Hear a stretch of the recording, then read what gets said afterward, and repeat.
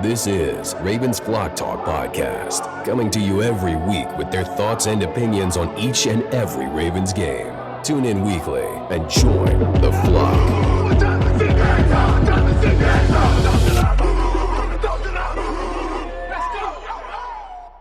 This is Ravens Flock Talk. I am your host, Brandon, and my dad joins me as my other host. And we're going to get right into it. This is going to be our quickest episode that we've done so far. And I just want to start out with a compliment on the bright side. I've been seeing in some of the comments, oh, you guys are too critical, too harsh, So we're going to start out with some good news. The good news was the defense. Shut the Eagles out in their first quarter. And, in the beginning of the year, the defense was kind of the weak suit of this team.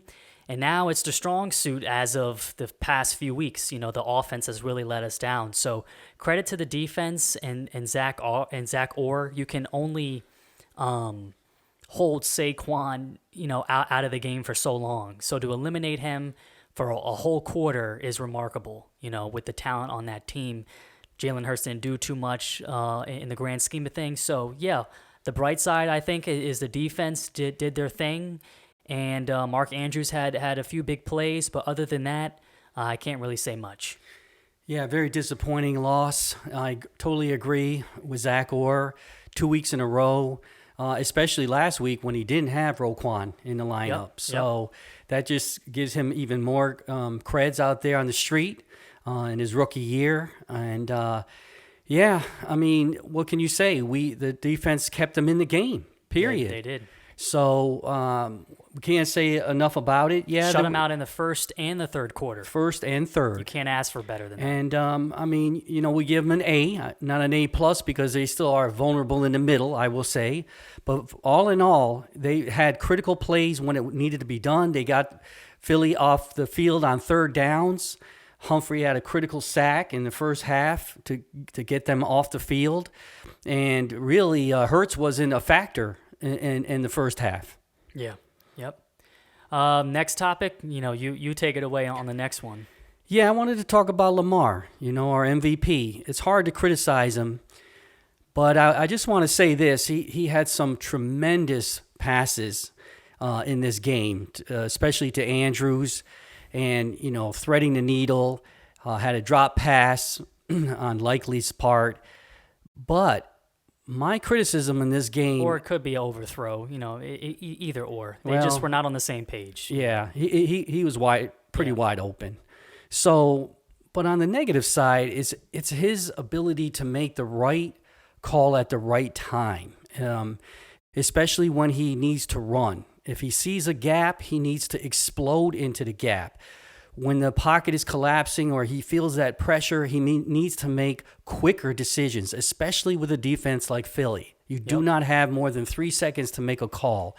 And here we got the best player on both teams, and he just has to understand that it's not how you win, it's if you win, okay? Yeah. So he's got to take especially... It's not about how it looks. How it looks, yeah. And I think he's playing into the hands that he's a passer, he's a quarterback. He doesn't want to be considered a running quarterback or a running back. Yeah. But in the long run, when he sees that opening, or he just needs to make quicker decisions, in my opinion. And I'll tell you this, I can't be totally off because his home mother tweeted out that it cursed him out because she said, you need to run. You had lanes open and just go ahead and use your speed. And then even now I see a little trademark of his when he is running. He's not running full speed. He's trying to juke people out. He's trying to fake them out when really I say tuck the ball in and run and then slide. He never slides, as we all know. But after you make, your 5 or 6 yards, you don't have to make 12 or 10. You can make your yardage and then slide. Yeah, we said that in the past before with him. We were getting some heat too. People were saying, well, if he throws it, you're complaining. If he runs it, you're complaining. No, it's about making, as you say, those quick decisions when you got nothing going and you got to go against this the defensive line. The Eagles are they got a good defense. And one thing to go on your case about Lamar is he's got to know the situation too. If it's a third down and you're on the brink of field goal range or something, your kicker's already struggling. You can't go back and take a 10-plus yard sack. Your kicker's already struggling. Now you're making the kick even harder. And, he's got to know situations like that. He's got to be better in that situation. And he took 3 sacks for 31 yards compared to Jalen's 2 sacks for 6 yards. And that's the difference between your kicker missing and losing. Now, Tucker doesn't get a pass, but it damn sure didn't help.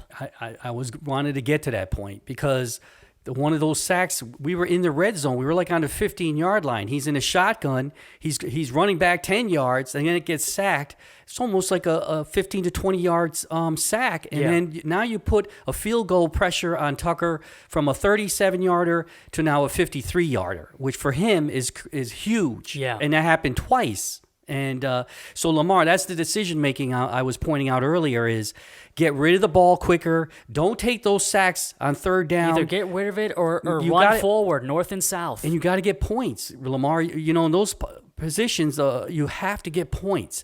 So that's the only thing. And he's at the years now of maturity. He should be making those decisions.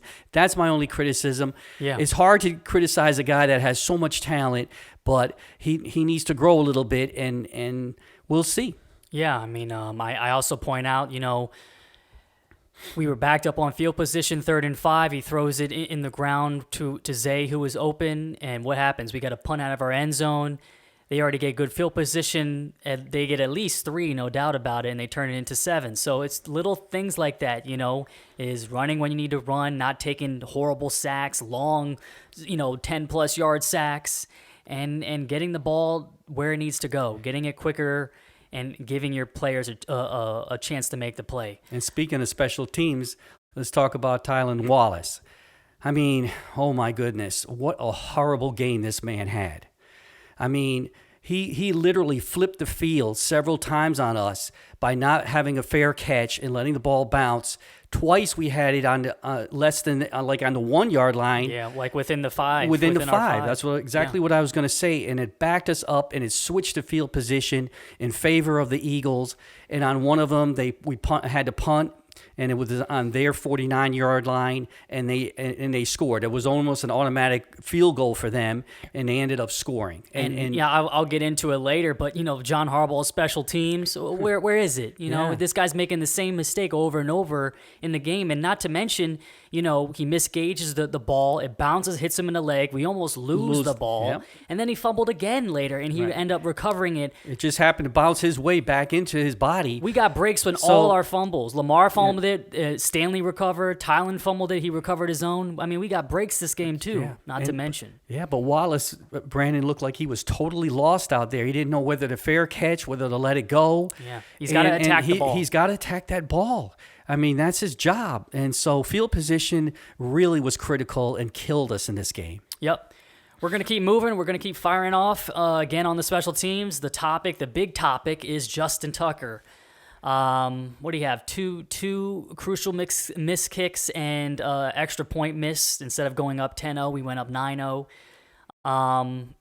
Again, I got heat for kind of calling him out after the Pittsburgh game, and now those people saying that where are you now? Honestly, you can't defend him anymore. This whole notion of, it's the holder and this and that. If he keeps missing these kicks, are you really going to keep blaming the holder? When is Tucker going to get some blame? And I know he's beloved in Baltimore. It sucks for me to say this. I know I don't want to get up here every week and say this and say the same thing, but the same thing keeps happening. And let's just be honest. We lost a big part of 2 games due to Tucker with Philly now and the Pittsburgh game. And we're, honestly, Ravens fans, we could possibly miss the playoffs if we keep dropping games. And you're going to look back on the season and say, this is part of the reason. Now, I'm not saying we're going to miss the playoffs or anything like that, but who knows? You never know. And to drop games like this because of field goals, it hurts. It really does. The only credit I can give him at this point is he admitted that he lost that game, especially Eagles game. Yeah, right. Yeah. And also Pittsburgh game. He knows he was a major factor in that loss. So yeah, he's admitting it, but we have no solution for it, Brandon. And I would say that now's the time to start having Harbaugh look at the scouting department and see if we can find a diamond in the rough, because either now or for the future even, he's not the same kicker he used to be. He's not. He's lost the confidence, I'll say. And I don't know I don't think anybody has the answer, including him, how to get it back. And even the ones he's making, even extra points, just barely. Yeah. Even when we scored in garbage time and he had the extra point in garbage time, he just barely squeaked it in, So it's not even clean. And I thought he wrapped it up last week. I think a lot of fans thought that in the Chargers game. But you got to take into factor it's in a dome, perfect conditions. This is Baltimore. It's windy, it's cold. I don't know. Same thing happened in Pittsburgh.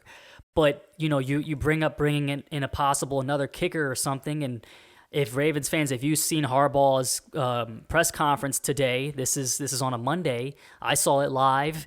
And he's like, basically, we could go to the scouts and we could scout some kicker and whatnot. But he ultimately said, we just don't believe there's another kicker out there that is as good as Tucker. So that tells you all you need to know. We are going to stick with Tucker no matter what, even though he's tied for first this year for the most missed kicks.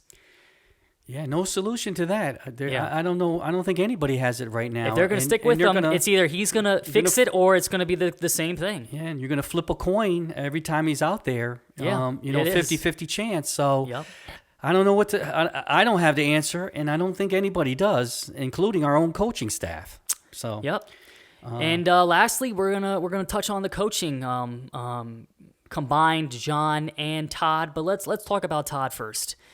I remember there was a 3rd and 10, and they had like a point of view shot where you saw like behind the viewpoint of Lamar, and I mean there was like at least two receivers going 20 yards down the field, right? Nelson Aguilar was one of them. They were so far down the field they were almost out of the frame, and it's like I just don't get it with Todd. He can reel you in and have you have confidence in him one week and change it up. I mean, it was like we were just trying to get the long bomb the whole game. Nothing intermediate in the intermediate range. You mean to tell me we can't get a slant, a drag route with all the speed we got? Just throw it 5 yards and let them run the rest of the way. It just seems so difficult with this offense sometimes, and it just doesn't seem like it should be that difficult with the talent that we have. Yeah, I think, again, Lamar is happy with this long ball. The home run ball. And the home run, and it's not necessary. Most of your premier quarterbacks have made a living off of the dink and dunk, and if the defense gives that to you, go ahead and take it. And now we have the those yards after catch. And we have the playmakers, Brandon, to do that. Yeah. We finally have all these playmakers. We brag about the speed that we have, and all that, and I don't see he'll look that way, but then he's looking back down the field, and as especially you say, when it's like 3rd and 5 or 3rd and 6, it's not necessary. And as you say, he rarely throws it, dumps it to his running backs. Yeah. But what is those slants and these trying to methodically move it down the field? What is that force? That force is a 3rd and 1, a 3rd and 2, right. And you got Derrick Henry, right? And you move the chains. But this home run ball, I think in the beginning with the Zay, that miraculous play where he gets out of a sack and finds Zay, they want to do that the whole game. Yeah, and like. I mean, you lure the defense into the short game, and then once they hit him over the top. That's what Tom Brady always did. Yeah, Tom is the classic quarterback that did that for a living, At the right moment, at the right time in the game to change everything. Yeah, so it was just frustrating. Yeah, it is this game was very frustrating on a number of points. And my point back to the offense was, with Henry, he had a really good game, a really solid game. Yeah. And so can't say enough about that. And Andrews, with some of those catches he made, they were so critical, and we had it. We had it if we just stuck to the game. Again, Todd, you're not sticking to your running game. You're saying you are, but too many passes. I mean, Lamar, I think he had 36? And I had said, in some episodes before, when he's got to throw it like 28 plus times, I think I said, is not a good sign, because we're not that type of team. We can throw the ball, but I don't want to see that amount of throws when we have the running game we do with Lamar too, not just Henry. And one thing too, I think the epitome when it comes to the play calling and stuff is you have 11 minutes time of possession in the 3rd quarter compared to the Eagles having 1 minute, right? You used up the entire quarter. And going into the 4th quarter, you're still down. Yeah, you couldn't get anything. You came away with no points in the 3rd quarter. With 11 minutes time of possession, right. I think that says it all this game. Yeah, Yeah, I totally agree with you. I'm like dumbfounded here how that could happen. If you're looking at the stats, you're saying, how could this be? Because Hurts didn't have a great game, and he only had a little over 100 yards passing. We took him out of the game. Yeah, basically. and that's Barkley, why we credited the defense. Yeah, Barkley, we shut him down in the first half, and all but one drive. And I told you that drive. Are we going to be mad that the defense gives up a touchdown? No. I mean, you can only hold these guys but so far, but. Like I said, this is going to be a quick podcast. We're already at the 15-minute mark. We don't want to keep honing in on the same thing over and over. And I will just say this because I mentioned we're going to talk about coaching, and that includes John, is how many times are we going to see this type of game where we lose with John Harbaugh as the head coach? That's the only thing I want to say about that, because at some point it's like, when is enough enough? We have a 9-0 lead. We don't do anything in the third quarter. Fourth quarter comes and we lose it, and we've seen this game time and time again, and Ravens fans are sick of it, and so that's all I have to say in regards to John Harbaugh. It's just like something has got to give. Well, and I don't know the answer, and I don't know if they know the answer, but that's a bad sign. The head coach is your heart and soul of the team, and it takes on the image. And I'm not quite sure what our image is, what our identity is. And it's after Thanksgiving. He's so laid back too all the time. Where's the passion, John, to get these guys, on the sideline to get them going? We're at home on top of it. We're in the M&T Bank. We lose games at home like it's nothing now. We don't have that home field advantage anymore. And at the end of the day, Dad, it comes from the top down. Yeah. And John is not scapegoated here, and he's not. And I'm glad to finally see that with Ravens fans. So, like I said, I mean, what else? It kind of showcasing it right in front of everybody. Prime time and So here it is. What are we going to do, Ravens? What's the answer? Not sure, but something needs to change, and I'm hoping they're discussing it. I hope so too. But that's all we had to say. Like I said, this was going to be our quickest and fastest podcast ever. We wanted to get in and get out because we are sick and tired of saying the same things over and over and seeing the same games and the way we lose over and over. It's always the Ravens versus the Ravens, shooting yourself in the foot. And my last comment is we don't have a complete game. With the offense and defense. First, we said it was the defense in the beginning of the season, and the offense was putting up points, and we said, okay, we're an offensive team. Yeah. And then now we're a defensive team. The defense does good, the offense lacks. The offense does good, the defense lacks. There's no consistency. Don't panic. Be more like the Chiefs. You're never down, whether you're winning or losing. Show some adversity. And go through it. Go through every play, every down, to the fourth, to the end. And I think that's what Andy Reid instills in his team. Play to the end. And don't panic. I'm actually glad that Lamar's mom got in his ear, because if the coaches can and we keep losing like this, maybe it's going to take the mother. Nothing says the word to get the message across like your own mother. So tune in next week. I wish we could come in here with a brighter aura and mood, but it is what it is. We actually have a bye week, so we have to sit on this for some time now, but it gives them time to think too, come out and firing, and all you can do is hope that they can wrap it up. So tune in 2 weeks when we face the New York Giants, and hopefully this team can figure it out.